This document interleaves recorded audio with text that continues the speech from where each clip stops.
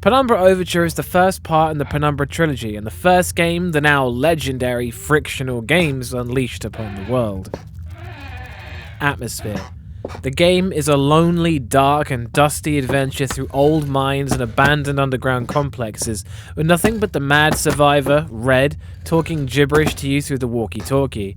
It was the first to use the now horror game staple of manually moving the mouse to open doors, and in my opinion, it's one of the best features to enhance immersion. The music does a great job building the suspense when layered over the low rumbling that backdrops the games, but Overture's biggest strength is its isolation.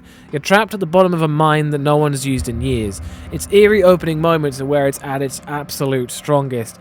There's tongueless whispering coming from the other side of a locked door, scrawlings on the walls depicting spiders, and later in the tunnels beneath, you notice some diary entries and piece it all together. There's lots of little moments like this that just really put you on edge. It's a wonderfully creepy game that will ramp up the atmosphere until you can cut it with a knife. As the game progresses, I did find the creepy atmosphere decline a significant amount, but you're more invested with the story at that point, so I'm still going to give it a point. That's 1 Harry Mason. Scares. Whilst the atmosphere in Overture is undeniably great, the scares are a bit flaky. The game allows you to use weapons, and admittedly, using the weapons is difficult, but once you master it, you can beat down nearly any enemy in the game, which I think takes away a lot of the impact of the enemies. They did implement a vague stealth mechanics, but they're kind of redundant when running and fighting is easier. The dogs can chase you through the tunnels, but often the pathfinding is a bit off, and if you jump into a box and swipe at them with the hammer, you can then finish them off while they're stunned. Spiders, however, are a real pain. Trying to fight multiple spiders in the cramped tunnels is actually pretty frightening. The early game again has some cool set pieces with someone being attacked by something unseen, and all that's left is rubble and streaks of blood on the floor that lead to a hole in the wall that Philip describes as too small to fit a man into, leaving you to wonder what happened. It's events that take place off camera that build the most tension in this game. Overall, the atmosphere in this game is far greater than Black Plague, but Penumbra Black Plague is a far scarier game, even if Clarence ruins it. So that's still 1 Harry Mason. Sound design. The game's sound design seems rudimentary at first, but in a sound space, everything fits perfectly. Wearing headphones, things feel cramped, and the rumbling feels real. The music is pretty great and adds to the already great atmosphere. The sound effects of the spiders twitching and the eggs gurgling are sometimes more frightening than the spiders themselves.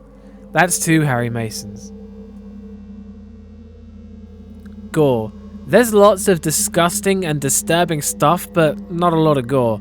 Most of the things you'll see are best described as gross. I won't go into details as it may spoil certain parts of the game. However, I don't think more blood would have enhanced the game's atmosphere or made up for what it lacks in scares. That's 3 Harry Masons. Story. The story follows protagonist Philip as he receives a letter from his long-dead father and follows a trail of clues that leads him to Greenland. He then takes refuge from the cold in a mine shaft and becomes trapped inside. Unable to go back the way he came, he heads deeper into the mines. I've got to say, reading the diary entries in this, especially the ones from the old mines, they're fantastic. I read page after page, and seeing it all tie in with what I discovered up till that point was awesome. They do a great job of filling in the long gaps in the admittedly lacking main plot, and whilst the story is mostly told in its sequel, Black Plague, I'm still giving Overture the point for having all of the fantastically interesting diary entries in the game that you can find in abundance, making the final score 4 out of 5 Harry Masons. Everything Overture set up was perfected in frictional games' later developments, but it still has one of the best atmospheres in horror games to this date. Its old and decrepit look and strong isolation give it a unique feel, even when it's compared to its sequels. Again, I'd like to remind you this whole thing is down to my opinion in horror games, and if you don't share this opinion, then that's cool. I get it.